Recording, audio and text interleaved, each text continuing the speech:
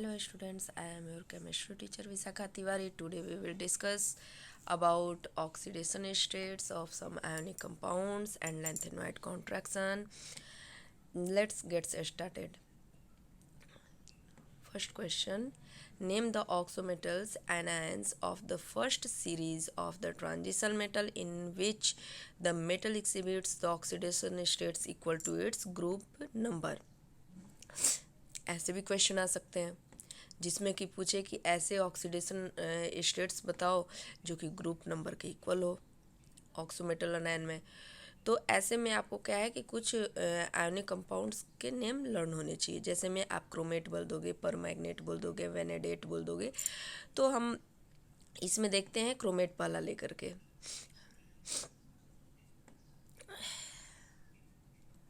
पहला हमारा है क्रोमेट।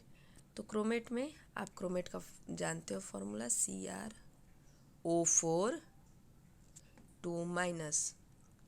आपको ऑक्सीडेशन स्टेट्स निकालना आता होगा, नहीं आता है तो यहाँ आप सीख लोगे। जिसका निकालना होता है उसको हम सपोज कर लेते हैं X प्लस ओ पर चार्ज कितना होता है -2 मल्टीप्लाइड कितने ऑक्सीजन है 4, और जो भी कंपाउंड के ऊपर चार्जेज होते हैं वो इक्वल टू में जितने होते हैं उतने ले लेते हैं। -2 है तो -2 ले लेंगे, ठीक है। अब हो जाएगा हमारा x प्लस 4 2 ज़ा 8 प्लस माइनस माइनस हो जाएगा -8 इक्वल टू कितना था -2। जब हम इसको इधर ले जाएंगे 8 को तो हमारा हो जाएगा 8 इज इक्वल टू +6 जो कि यहाँ पे है, ठीक है। क्रोमियम, अब आप देखोगे कि इस क्रोमियम का ऑक्सीडेशन स्टेट्स कितना है +6। ये 6 ग्रुप से बिलोंग करता है क्रोमियम। जब आप पीरियोडिक टेबल में जाओगे तो देखोगे कि ये किससे बिलोंग करता है, तो ग्रुप 6 से बिलोंग करता है। ऐसे ही हम नेक्स्ट कंपाउंड ले लेंगे आयोनिक कंपाउंड, और उसका देखेंगे कि वो अपने ग्रुप से मैच करता है कि नहीं करता है। जैसे परमैंगनेट का होता है MnO4 माइनस। Mn को हम ले लेंगे X प्लस O के लिए -2 चार्ज, कितने हैं 4 है, कितना इधर इक्वल टू में आएगा -1। X प्लस माइनस माइनस 4 2 ज़ा 8 इक्वल टू -1। जब इसको 8 को इधर ले जाएंगे तो x इज इक्वल टू +7। अब हम देखेंगे कि इसका ऑक्सीडेशन स्टेट्स कितना है +7, और ये मैंगनीज जो है बिलोंग करता है ग्रुप 7 से। इसी तरह हम निकालेंगे वेनेडेट का होता है VO3 माइनस। V को X मानेंगे प्लस ऑक्सीजन के लिए -2 चार्ज, कितने हैं ऑक्सीजन 3 है, मल्टीप्लाई हो जाएगा इक्वल टू में कितना जाएगा -1। तो X is plus minus minus 3 2 ज़ा 6 equal to -1। X is equal to हो जाएगा +5। इसका ऑक्सीडेशन स्टेट +5 है तो ये किस ग्रुप से बिलोंग करेगा, ग्रुप 5 से। इस तरह से इसमें आपको 2 क्वेश्चन मिल गए देखने को। एक तो आपको ऐसे पता भी चल गया कि किस ग्रुप से आते हैं, और आपको ऑक्सीडेशन स्टेट्स भी निकालने को आ गया। ये क्वेश्चन 2 तरह से पूछा जा सकता है। या तो इसमें पूछा जा सकता है कंपाउंड नेम दे करके कि इसका ऑक्सीडेशन स्टेट बताएं, और नहीं तो इस तरह से भी क्वेश्चन आ सकता है। तो ये आप इस तरह से आप इसको रिवीजन करोगे तो आपके 2-3 क्वेश्चन आराम से इसे बन जाएंगे। 1 नंबर में ऑक्सीडेशन स्टेट भी पूछ सकता है। उसके बाद नेक्स्ट क्वेश्चन हमारा आता है what is lanthanide contraction and what are the consequences of lanthanide contraction। Lanthanoid contraction कहाँ से स्टार्ट होता है, तो लैंथेनॉइड कॉन्ट्रैक्शन हमारा स्टार्ट होता है F ब्लॉक एलिमेंट से। F ब्लॉक एलिमेंट्स को आप देखोगे कि इसको क्या किया गया है कि पीरियोडिक टेबल में नीचे की साइड लिया गया है, क्योंकि इसके जो कैरेक्टरिस्टिक्स होते हैं बाकी SPD से थोड़े अलग होते हैं। क्योंकि ये जो होता है इसके जो इलेक्ट्रॉन होते हैं वो F में चले जाते हैं, तो वहाँ पे F में जाने की वजह से वो क्या होता है, लैंथेनॉइड कॉन्ट्रैक्शन शो करने लगता है। अब इसमें हम देखते हैं कि ये आपको एक अच्छा खासा नोट्स भी प्रोवाइड हो जा रहा है। इसमें आप देखोगे कि ये एग्जामिनेशन पॉइंट ऑफ व्यू से या समझने के पॉइंट ऑफ व्यू से भी ये बहुत अच्छा है। आपको नोट्स प्रोवाइड हो जा रहा है विथ पिक्चर, तो आप इसको ऐसे भी तैयार कर सकते हो। तो हम देखते हैं लैंथेनॉइड कॉन्ट्रैक्शन में जैसे जैसे हमारा क्या होता है कि ऑक्सीडेशन नंबर, जैसे जैसे हमारा जैसे जैसे एटॉमिक नंबर बढ़ते जाता है वैसे वैसे हमारा क्या हो रहा है, आयोनिक जो उसकी, एक सेकेंड,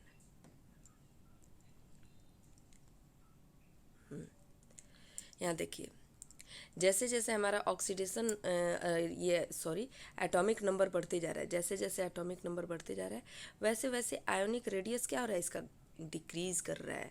आयोनिक रेडियस क्या हो रहा है, डिक्रीज हो रहा है। तो यही क्या होता है, this is due to lanthanoid contraction. तो अब हम देखते हैं कि आखिर लैंथेनॉइड कॉन्ट्रैक्शन क्यों होता है। ऐसा क्या है कि इसमें लैंथेनॉइड कॉन्ट्रैक्शन हो जाता है जिससे कि इसका एटॉमिक नंबर बढ़ते बढ़ते जा रहा है और इंक्रीज करते जा रहा है और इसका आयोनिक रेडियस डिक्रीज कर रहा है। हम इससे देख लेते हैं, इस पिक्चर से समझते हैं। फिर आप देखो, इस पिक्चर को अच्छे से ध्यान से देखोगे तो आपको समझ में आ जाएगा। हमें पता है क्या होता है, सेंटर में न्यूक्लियस होता है। न्यूक्लियस क्या होता है, पॉजिटिवली चार्ज होता है। आउटर मोस्ट इलेक्ट्रॉन में क्या होते हैं, निगेटिवली चार्ज होते हैं।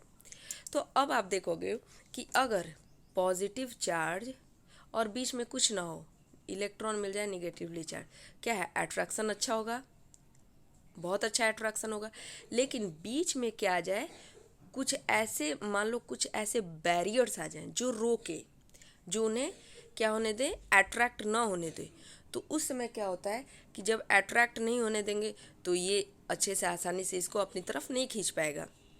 लेकिन आप क्या देखते हो कि जो शील्डिंग इफेक्ट होते हैं वो अलग अलग होते हैं। जैसे एस के शील्डिंग इफेक्ट बहुत अच्छे होते हैं, उसके बाद पी के, डी के, लेकिन एफ की जो शील्डिंग इफेक्ट होती है बहुत ही पुअर होती है। लेकिन जब हम एक लाइन में कहना चाहें कि ये लैंथेनाइड कॉन्ट्रैक्शन क्यों होता है, तो due to the poor shielding effect of f block elements. लेकिन इसको समझते हैं कि ये होता आखिर कैसे है, कैसे पुअर शील्डिंग होता है जिसके कारण ये कॉन्ट्रैक्ट हो जाता है। तो जब ये हमारा पॉजिटिवली चार्ज न्यूक्लियस होता है, जैसे जैसे हमारा आपको एफ ब्लॉक एलिमेंट्स में जा रहा है लैंथेनम टू ल्यूटेटियम जा रहे हैं, तो इसमें क्या हो रहा है कि एटॉमिक नंबर बढ़ रहा है। तो एटॉमिक नंबर बढ़ रहा है तो यानी कि एक एक जब एटॉमिक नंबर बढ़ रहा है तो उसमें प्रोटॉन का भी एक नंबर बढ़ रहा है और इलेक्ट्रॉन का भी बढ़ रहा है। तो प्रोटॉन भी बढ़ रहा है, इलेक्ट्रॉन भी बढ़ रहा है। इलेक्ट्रॉन किधर जा रहे हैं, आउटर मोस्ट इलेक्ट्रॉन सेल में जा रहे हैं। ये इनर एफ ऑर्बिटल जो होता है, ये इनर एफ ऑर्बिटल जो होता है, ये क्या है, पुअर शील्डिंग इफेक्ट दिखाता है। और ये हमारा आउटर मोस्ट इलेक्ट्रॉन है। तो जो एक्स्ट्रा जो भी इलेक्ट्रॉन बढ़ रहे हैं वो जा रहे हैं हमारे इनर एफ ऑर्बिटल में, ठीक है। इनर और एफ ऑर्बिटल में जा रहे हैं। जो हमारे आउटर इलेक्ट्रॉन्स हैं वो क्या करेंगे, वो इसके साथ रिपल्सन करेंगे। भला काम क्या हो रहा है, इन दोनों के बीच रिपल्सन हो रहा है। जब अपने में ही रिपल्सन हो रहा है तो रिपल्सन होता है तो आपको पता है कि ये दोनों क्या हो रहे हैं, एक दूसरे से दूर हो रहे हैं, रिपेल कर रहे हैं, दूर हो रहे हैं। तो यानी कि ये इधर खिसक रहा है, ये इधर खिसक रहा है। लेकिन इसमें क्या है, पॉजिटिवली चार्ज इंक्रीज करते जा रहा है क्योंकि हमारा एक एक नंबर, एटॉमिक नंबर तो बढ़ते जा रहा है। तो ये भी बढ़ रहा है, इलेक्ट्रॉन भी बढ़ रहा है। तो अब क्या करेगा, ये इलेक्ट्रॉन इसको अपनी तरफ खींचेगा। एक दूसरे, इनको इनर एफ ऑर्बिटल और आउटर इलेक्ट्रॉन दोनों में रिपल्सन हो रहा है। और तब ये जो आउटर इलेक्ट्रॉन है ये क्या करते हैं, ये प्रोटॉन इनको अपनी तरफ खींचते हैं। जब ये अपनी तरफ इसको खींचेंगे तो उस सिचुएशन में क्या होता है कि जो इसकी इनर एफ ऑर्बिटल की पुअर शील्डिंग वाली जो प्रॉपर्टीज़ है वो क्या कर जाती है, इसको रोक नहीं पाती। क्योंकि मान लो कोई, जैसे कि आप इससे भी समझो कि आप क्लास में पढ़ रहे हो, ठीक है, ब्लैक बोर्ड पर मैम पढ़ा रही हैं, आप यहाँ बैठे हो बैक सीट पे, आप आराम से, बीच में कोई भी नहीं है तो आप आराम से मैम को ऑब्जर्व कर रहे हो, उनको ध्यान से बातें सुन रहे हो। लेकिन क्या हो, बीच में कोई लंबा लड़का बैठा हो, या मान लो प्रॉपर्टी अलग अलग होती है, किसी की सुनने की कैपेसिटी अच्छी होती है। तो ऐसे में क्या होता है कि ये आपको बैरियर्स आ गए जो कि मैम जो ब्लैक बोर्ड पर बता रही हैं, अब आप इसको ये शील्ड कर देना है, आपको शील्डिंग इफेक्ट शो कर रहे हैं जिससे आपको मैम की हो सकती है आवाज़ क्लियर ना हो, सुनने यहाँ तक ना पहुँच पा रही हो, क्योंकि ये जो बैरियर बैठे हुए अलग अलग प्रॉपर्टी शो कर रहे हैं। तो इसी तरह क्या होता है कि एफ ब्लॉक एलिमेंट्स की यहाँ पे पुअर शिल्डिंग होने के कारण ये इसको जो इलेक्ट्रॉन आउटर इलेक्ट्रॉन है वो न्यूक्लियस के प्रोटॉन के द्वारा आसानी से खींचे जाते हैं, जिससे क्या होता है कि जैसे मान लो कि पहले हमारा इलेक्ट्रॉन इतना बड़ा था, ठीक है, अब वो क्या हो गया, जब ये अपनी तरफ इसको खींच लिया, इसके पास पुअर क्या है, इसके पास भी इलेक्ट्रॉन है जो कि इसमें इस इलेक्ट्रॉन और इस इलेक्ट्रॉन के बीच रिपल्सन हो रहा है, तो ये इस इलेक्ट्रॉन को आराम से अपनी तरफ खींच रहा है। तो अब क्या हो जाएगा, इलेक्ट्रॉनिक कॉन्ट्रैक्शन होने के बाद ये हमारा कॉन्ट्रैक्ट हो जाएगा, ठीक है। अब ये हो गया, यानी कि ये अपने ओरिजिनल साइज से थोड़ा छोटा हो गया, यानी डिक्रीज कर गया, यानी कॉन्ट्रैक्ट कर गया। यही हमारा होता है लेंथेनाइट कॉन्ट्रैक्शन। अब मुझे लग रहा है इससे आपको क्रिस्टल क्लियर हो गया होगा लेंथेनाइट कॉन्ट्रैक्शन। अब इसमें कुछ है, अब आप इसको आराम से पढ़ लोगे, एक बार इत्मीनान से आप इसको पढ़ लेना, सारी बातें जो मैं बताई हूँ वही। और अगर डिफिनीसन लिखना हो तो डिफिनीसन लिखने के लिए क्या करोगे, यहाँ से ले लोगे। डिफिनीसन के लिए STD, decrease in the size of lanthanoid with an increase in the atomic number is known as lanthanoid contraction. This is your definition for lanthanoid contraction. Next आ जाएगा कॉन्सिक्वेंसेज ऑफ लेंथेनॉइड कॉन्ट्रैक्शन। अब इसमें क्या होता है कि ये क्यों होता है, इसकी भी लेंथेनॉइड कॉन्ट्रैक्शन के कारण ही क्या होता है कि जो बेसिक स्ट्रेंथ होता है लेंथेनाइड हाइड्रोक्साइड का, यानी LaOH whole thrice to LuOH whole thrice से, इनका क्या होता है बेसिक स्ट्रेंथ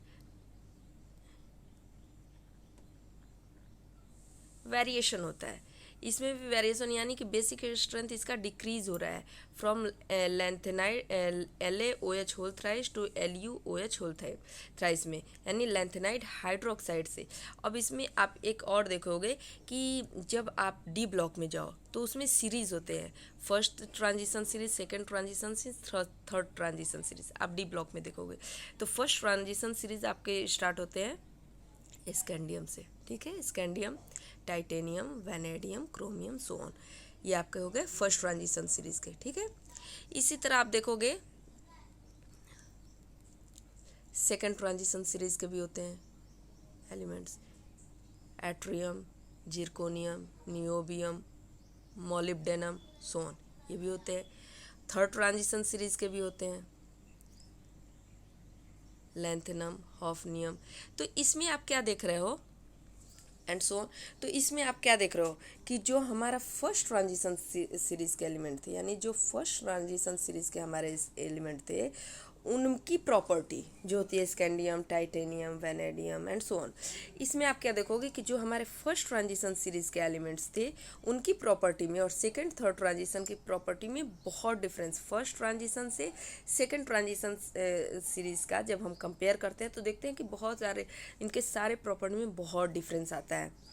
लेकिन जैसे ही हम सेकेंड ट्रांजिशन सीरीज और थर्ड ट्रांजिशन सीरीज के प्रॉपर्टीज़ को देखते हैं तो इसमें क्या आता है, सिमिलरिटीज़ आती है। यहाँ तक कि आप जब उनके आयोनिक रेडियस भी देखोगे तो यहाँ जिरकोनियम का अगर मान लो 159 है तो इसके हॉफनियम के 160 होंगे, यानी अप्रॉक्स आप मान लो कि बराबर है। तो हम इसीलिए ये क्यों हो रहा है, क्योंकि आप देखोगे कि इन दोनों में क्या हो रहा है, लेंथेनाइड कॉन्ट्रैक्शन शो कर रहा है। इस लेंथेनाइड कॉन्ट्रैक्शन शो कर, सॉरी इन दोनों में नहीं, लेंथेनाइड तो यहाँ पे है, तो एफ ब्लॉक एलिमेंट्स यहाँ से आ जा रहा है। ये एफ ब्लॉक एलिमेंट्स आपका कहाँ है, जो थर्ड ग्रुप का लेंथेनाइड वाला होता है, वहीं लेंथेनम टू ल्यूटेटियम उसी थर्ड ग्रुप में ही होते हैं। तो थर्ड ग्रुप इतना छोटा, मान लो ये भी आपको क्लियर कर देती हूँ कि ये थर्ड ग्रुप के ही एलिमेंट्स हैं, इनको बस उठा करके बाहर दिखा दिया गया, अलग से दिखा दिया गया, नहीं तो ये क्या है थर्ड ग्रुप। आप जब पीरियोडिक टेबल ध्यान से देखोगे, मैं वो भी आपको समझा दूंगी अच्छे से, उसको जब ध्यान से देखोगे तो आपको क्लियर हो जाएगा। यहाँ पे आप बस समझो कि थर्ड वाले में लेंथेनाइड कॉन्ट्रैक्शन होने के कारण ये क्या हो जाता है, सेकंड ट्रांजिशन सीरीज के लगभग सारी प्रॉपर्टीज़ इक्वल हो जाती हैं। अब मैं आपको ये भी क्लियर कर देती हूँ।